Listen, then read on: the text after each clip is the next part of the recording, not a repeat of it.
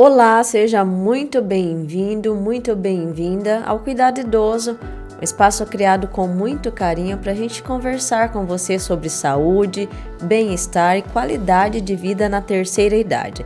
Eu sou Juliana Fernandes e aqui a gente sempre fala de assuntos importantes para quem está na melhor idade, para familiares, cuidadores e também para profissionais da saúde que acompanham os nossos idosos no dia a dia. O tema do nosso episódio de hoje é muito importante. Estamos no mês de março, um mês dedicado à conscientização sobre o câncer coloretal, que é um câncer que atinge o intestino grosso e o reto. É um assunto que ainda gera muitas dúvidas, mas que pode ter grandes chances de cura quando descoberto precocemente. Para falar sobre isso com a gente, estamos recebendo hoje a geriatra doutora Jéssica Ismarra. Doutora Jéssica, seja muito bem-vinda ao Cuidado Idoso. É um prazer receber você aqui novamente para conversar com a gente sobre esse tema. Olá, bom dia. O prazer é meu, obrigado pelo convite. Doutora, e para a gente começar a nossa conversa, o que é exatamente o câncer coloretal e qual parte do corpo ele atinge? Então, o câncer de colo retal é o câncer de intestino, né? Então, a gente fala mais dele como câncer do intestino. Então, ele pega, como você falou ali no comecinho, o intestino grosso, o reto, né? O intestino é muito longo, então ele pode pegar várias áreas ali do intestino. E é um assunto super importante mesmo para a gente abordar. E quando a gente fala em câncer de intestino, muitas pessoas já ficam assustadas, né? Acho que falar em câncer já assusta. Ele é realmente comum na população? Qual que é a frequência desse tipo de câncer hoje? Então, ele é bem comum, por isso que é super importante falar dele. Na prevalência de câncer, o que a gente mais tem de comum é o câncer de mama e o câncer de próstata, e ele logo em seguida. E ele não tem essa coisa de sexo, né? É mais frequente em homem, mais em mulher, pode ser nos dois. E o de próstata, lógico, é mais no homem, e no de mama, a mulher. E esse fica em segundo lugar para os dois. E existe alguma razão, assim, que ele seja mais comum em pessoas acima de 50 anos?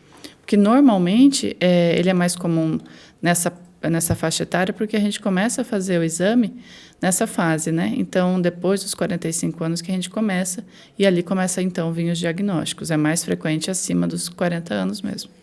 Antes dos 40 anos, se quiser começar os exames, pode ou não tem como? Só quando tiver alguma queixa muito específica, daí algum sintoma diferente, daí pode conversar com o médico e pedir, mas não é tão frequente que peça, não.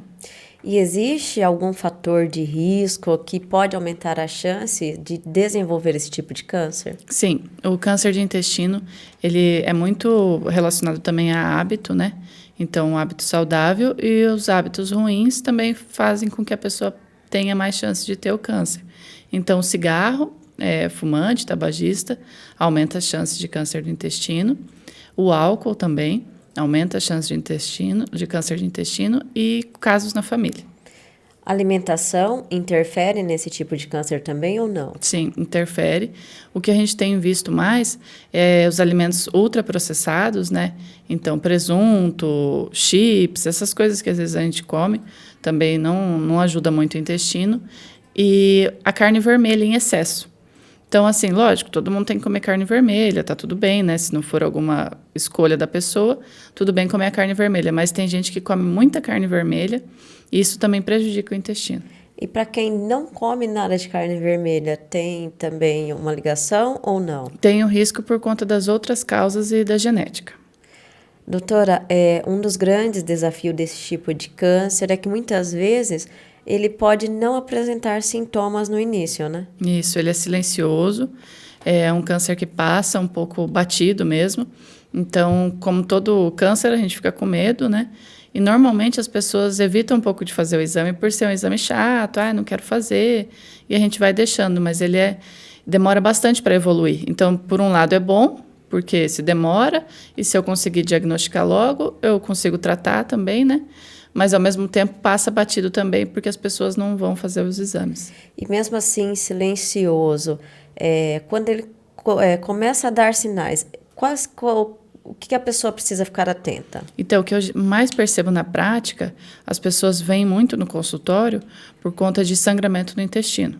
Então, fui fazer o número 2 e sangrou um pouquinho, fica com medo e vai procurar. Mas, às vezes, o sintoma começa um pouco antes.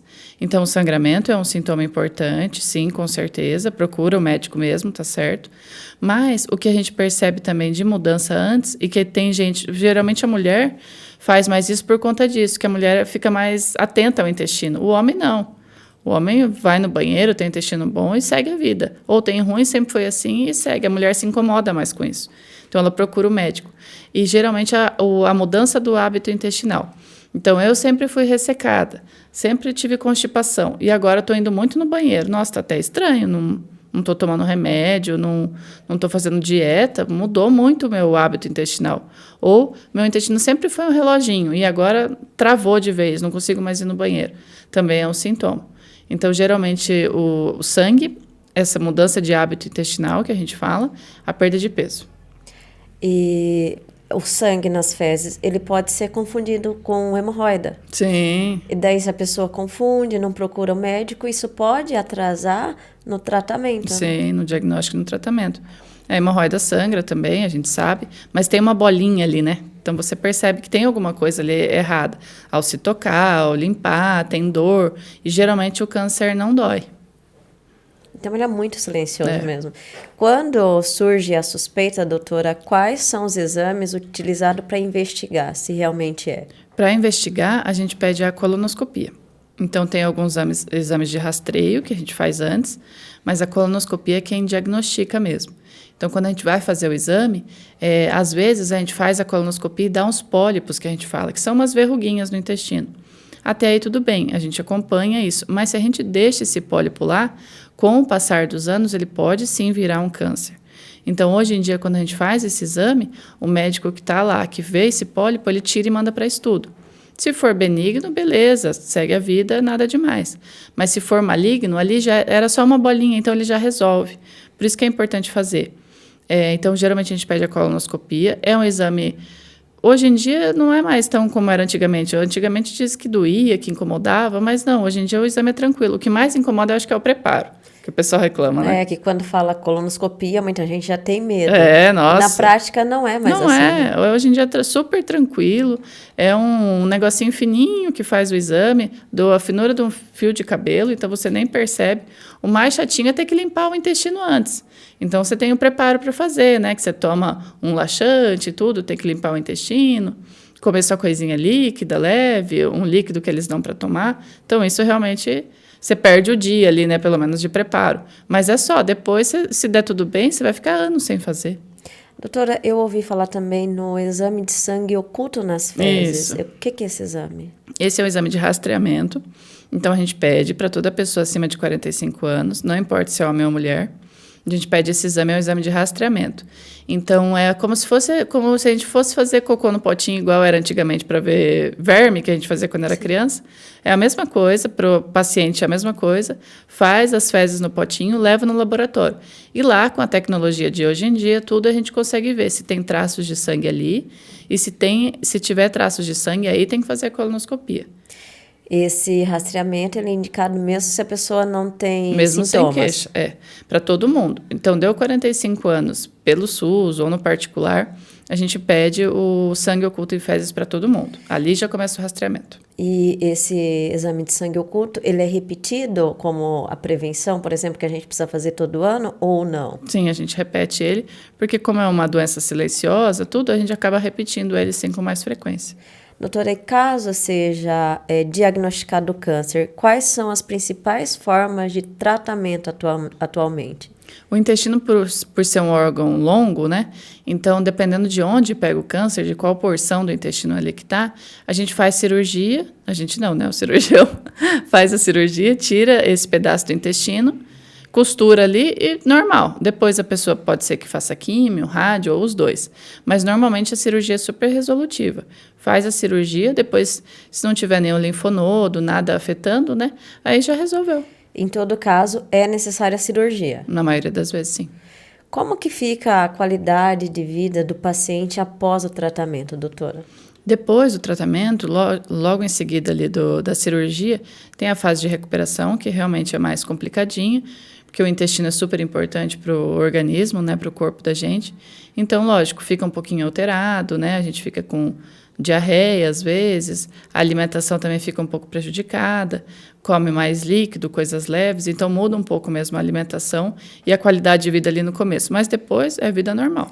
Por quanto tempo, mais ou menos? Normalmente o paciente fica mais debilitado até uns 3 meses, 3 a 6 meses, depois tranquilo. E pensando especialmente na população idosa, quais cuidados com a saúde intestinal são fundamentais? Normalmente é a alimentação e atividade física, como base de tudo, né? Então, comer mais saudável, fruta, verdura, tomar bastante água. Então, a gente tem um pouco de dificuldade de se hidratar, de tomar água, lembrar dessas garrafinhas, de tomar, de tentar se hidratar melhor. E comer o mais saudável possível ajuda bastante. Pelo menos 2 litros de água por dia. Isso. Eu sei que é difícil, mas precisa. Não é para tomar água só quando vai engolir o remédio e pronto. Tem que andar mais com a água, tomar, se hidratar, tomar água de coco, suco. O importante é se hidratar. Na sua experiência como geriatra, qual que é a importância da gente falar mais abertamente sobre esse tema? Eu percebo que as pessoas têm medo e receio de falar de intestino, de reto, né, de qualquer coisa relacionada a isso. Um pouco de vergonha também. Normalmente homem, né, vai no consultório brigando. Vai com a raiva. Homem é bem mais difícil que mulher nesses casos. Nesses casos, a mulher tem mais cuidado com a saúde, né? O homem não. Normalmente o homem larga a mão, né? E só vai quando realmente está acontecendo alguma coisa muito séria. Então, isso eu acho que é o mais importante, das pessoas se entenderem a necessidade de ir no médico todo ano, conversar abertamente sobre todas as suas queixas. Não é motivo de vergonha nenhum falar que tem sangue, que tem hemorroida, que tem isso, tem aquilo. A gente está lá para isso, para acolher e para ajudar a sempre melhorar a saúde.